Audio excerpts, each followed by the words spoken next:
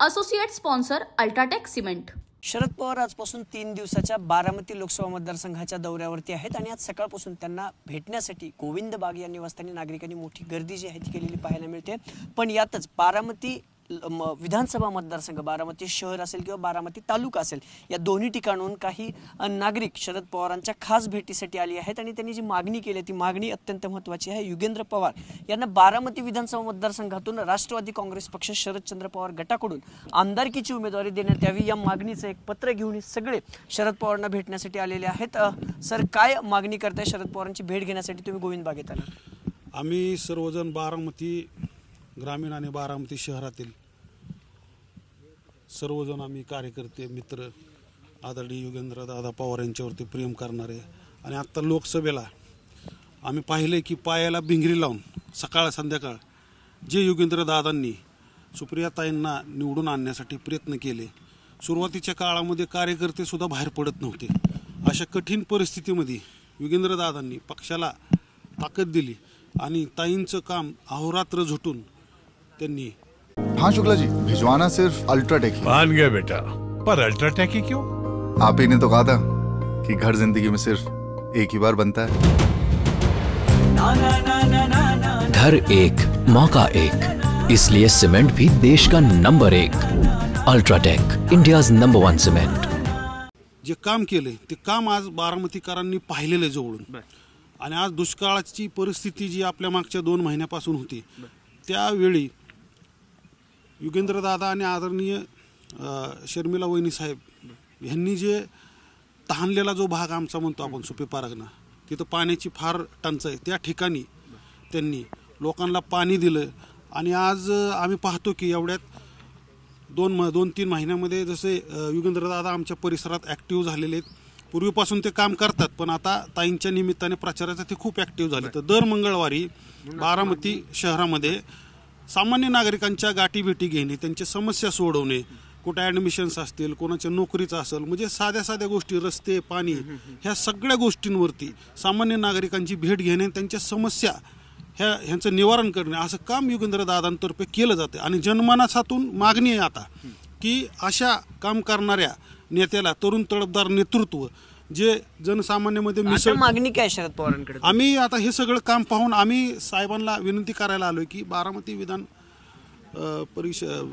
विधानसभेमध्ये आदरणीय युगेंद्र दादा यांना आम्ही आपल्या पक्षातर्फे आमदारकीचं तिकीट द्यावं, त्यांना संधी द्यावी अशा नेतृत्वाला, ही आम्ही विनंती करण्यासाठी। साहेब ऐकतील असं वाटतं?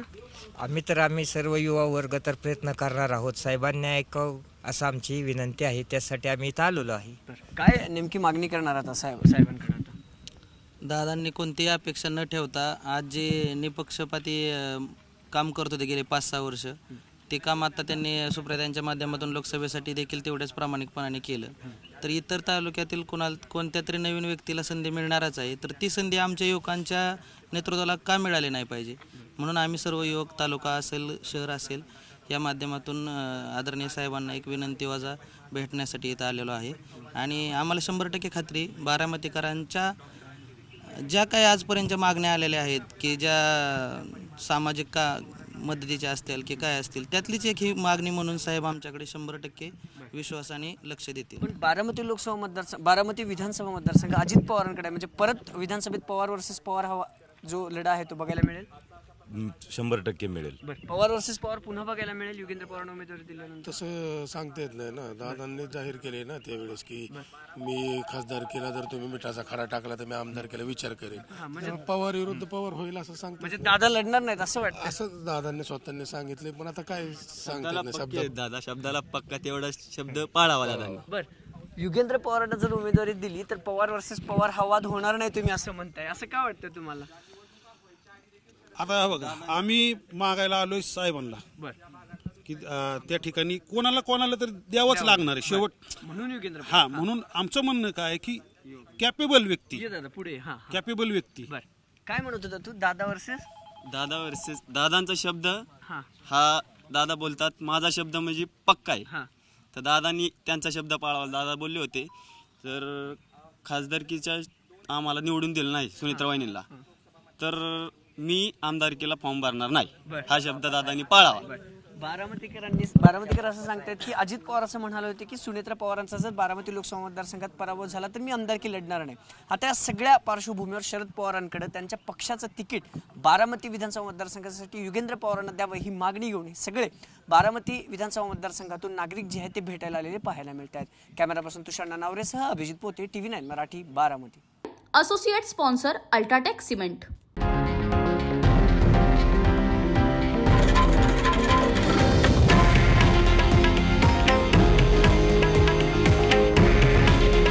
हे आहे देशातील नंबर 1 न्यूज नेटवर्क आणि आपण पाहत आहात TV9 मराठी. काळजी तुमची, हित महाराष्ट्राचं.